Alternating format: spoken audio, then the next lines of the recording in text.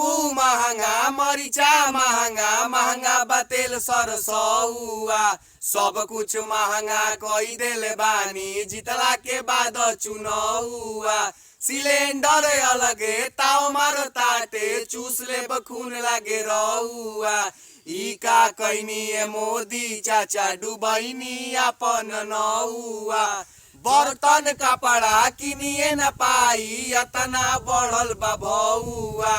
रौरे बताई कैसे गड़ाई, गरीब के आंगन मड़ौआ। कहले रही गरीबी हटाई, देश के बढ़ाई बनौआ।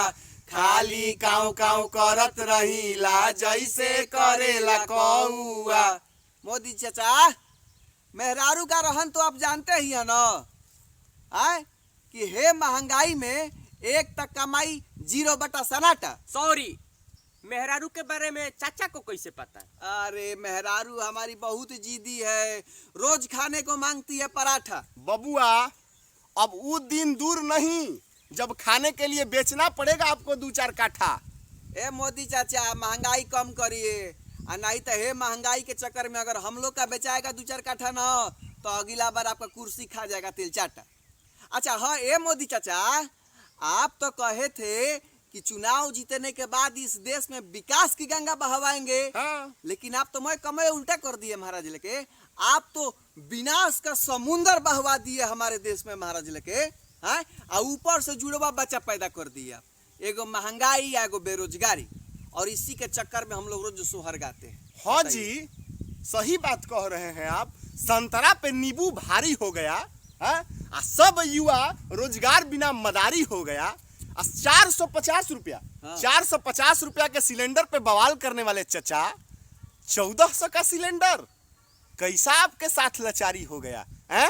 क्या हो गया आपके साथ जी? ए मोदी चाचा, एक खाची नोट ले गए थे हम लोग तीनों आदमी मिल के, तो देखिए 3 गो नींबू और 1 छटाक मरीचा पाए हैं जा का जी। सही बात है। और वो तीनों आदमी लाग के उठाए थे, उतना भारी नोट था, सब खत्म हो गया 3 गो नींबू मरचा में। बताइए, ये दिन देखने के लिए आपको हम लोग जीताए थे जी। हैं, जानते हैं हाथाना पैसा महंगाई में हम लोग के पास कहाँ से रहेगा? वो तो शुक्र मनाइए कि बाबा बचपने से बीमा करवा दिए थे, तो बीमा तुर के हम लोग सब्जी खरीद रहे हैं। बताइए कैसा बुरा दिन आ गया। यह अच्छा दिन लाने का कहे थे चचा, माने यह आपका अच्छा दिन है। अगर आपका यह अच्छा दिन है ना, तो हम लोग का बुरा दिन लौटा दीजिए मोदी चाचा। लौटा दीजिए। अब बर्दाश्त के बहरी है। प्लीज मोदी चाचा लौटा दीजिए। नहीं तो हम लोग कैसे खाएंगे, कैसे रहेंगे? ना नौकरी दे रहे हैं, अब महंगाई ऊपर बढ़ाते जा रहे हैं। माने चूतिया हम लोगों को बना दिए हैं बढ़िया से। माने अब हम लोग ई गरीब अपन फेफड़ा किडनी बेच के जिंदगी चलाए ना जी। हाँ। कुछ भी तो नहीं बचा है हम लोग के पास। ए मोदी चाचा, प्लीज महंगाई कम कर दीजिए प्लीज। तो प्रेम से बोलिए, फकीर चाचा की जय।